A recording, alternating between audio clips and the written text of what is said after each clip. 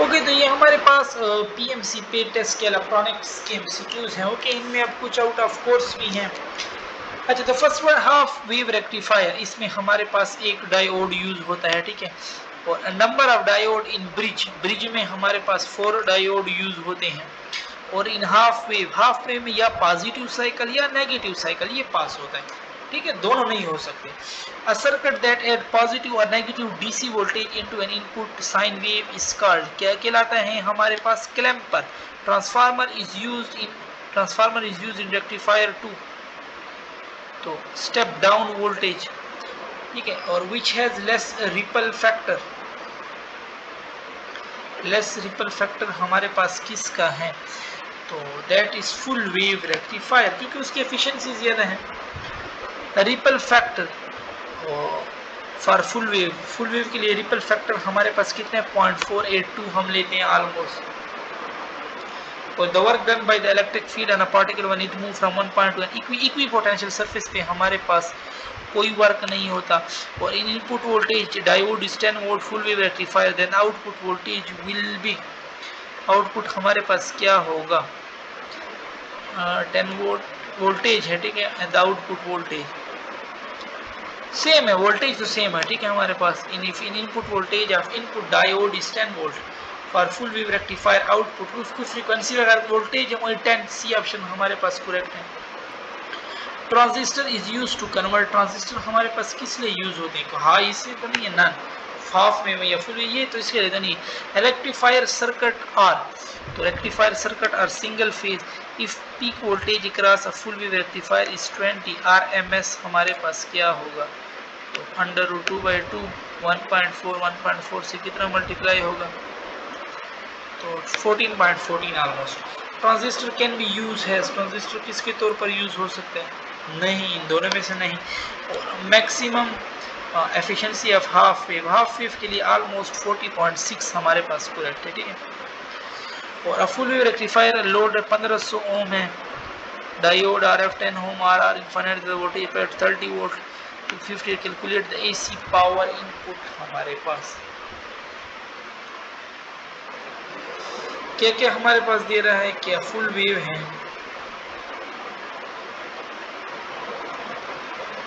Load resistor 1500 ओम, ठीक है। Diode RF हमारे पास कितना दे रहा है? ठीक है। अच्छा देखो ना, पावर I²R होता है, ठीक है। हमारे पास I²R में अब हम RF प्लस RR I², तो IRMS हमारे पास हम लेंगे, ठीक है। और IRMS क्या होता है? मैक्सिमम डिवाइड बाय √2 हमारे पास √2 VM 5 milli ampere, so P instantaneous हमारे पास करंट क्या है? IRMS by I is equal to IM by √2, ठीक है। हमारे पास I में मैं लिख सकता हूँ ना, V is equal to IR होता है, I में मैं V बाई R लिख सकता हूँ, ठीक है।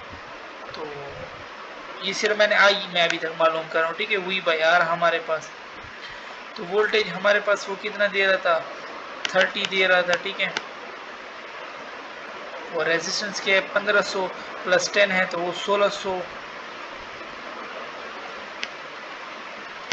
और √2 भी था ना। IRMS में क्या होता है? V by IRMS divide by √2, ठीक है। √2 हमारे पास क्या? 1.4,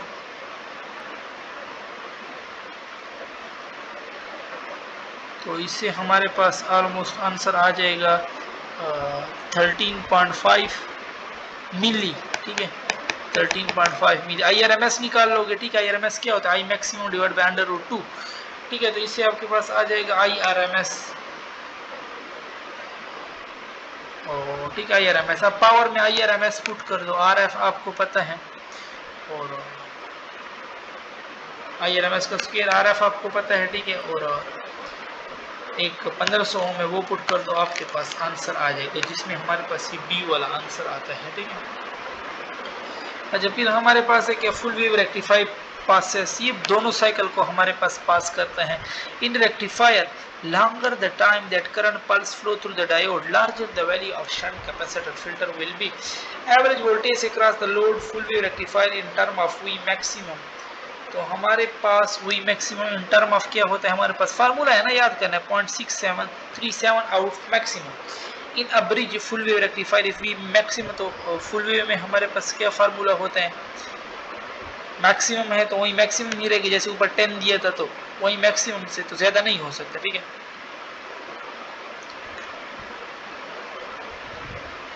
अच्छा सही. Bridge full wave rectifier if we maximum is the peak voltage across the secondary of the transformer, the maximum voltage coming across each reverse bias. ठीक है हमारे पास. ठीक है, अच्छा 20 है हमारे पास कि peak voltage of output of half wave 10 volt, so the DC component of, अब रेक्टिफायर यूज कर रहे हैं. ठीक है, डीसी कंपोनेंट है हमारे पास, तो इसमें फिर हमारे पास हो जाता है 10 वोल्ट है ना, तो हम पाई पे डिवाइड करते हैं. ठीक है, 10 बाई पाई, सी ऑप्शन हमारे पास इसमें करेक्ट हो जाएगा. 21 है in half wave during negative में रिवर्स बायस्ड हमारे पास हो जाता है. ठीक है, in our rectifier is kind of 50 hertz into DC, then the number of pulse present in rectifier 50 है, तो उसका हमारे पास क्या होगा, हाफ वेव में हाफ होता है ना, तो 25 हमारे पास हो जाएगा.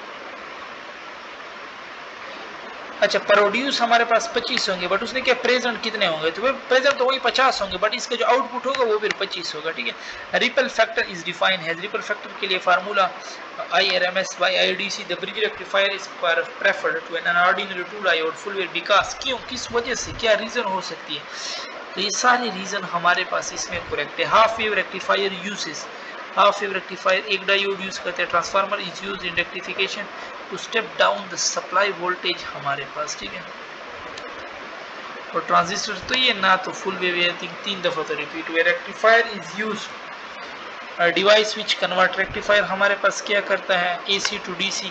Which are the following are component of half wave rectifier हमारे पास, तो ट्रांसफार्मर पर ये सारे हैं हमारे पास. सेंटर टेप में 2 होते हैं. आउटपुट वोल्टेज ऑफ रेक्टिफायर, तो it will be pulsating. The basic purpose of filter के लिए क्या होता है, remove ripple of the rectified output. ठीक है, in half wave rectification the diode conduct during, half wave में या तो पॉजिटिव या नेगेटिव, तो पॉजिटिव हाफ साइकिल फिर हम लेंगे. ठीक है, और the use of a capacitor filter in a rectifier circuit give satisfactory performance only when the load current is लो.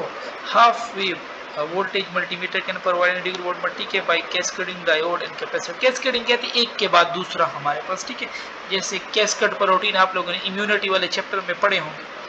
तो any multiplication. Ripple factor of full wave के लिए 0.482 है हमारे पास. ठीक है, इन हाफ वेव रेक्टिफायर या तो पॉजिटिव या नेगेटिव, और half wave rectifier is equivalent to, किसके बराबर हमारे पास होता है, clipper.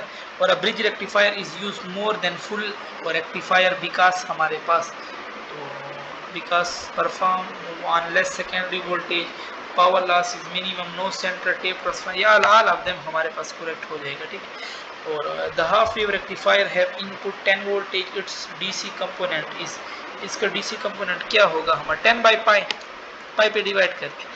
Half wave rectifier contain how many diode, half wave में हमारे पास एक होते हैं. हाफ वेव के लिए रिपल फैक्टर 1.21, फुल वेव के लिए 0.482. ठीक है, एफिशिएंसी ऑफ फुल वेव की तो डबल है, तो 81.2, और उसके हाफ वेव की पूछे तो वो 40 के आसपास है हमारे पास. ठीक है, और bridge is an alternative for full wave के लिए हमारे पास करेक्ट है. रेक्टिफायर एक पैसिव डिवाइस है.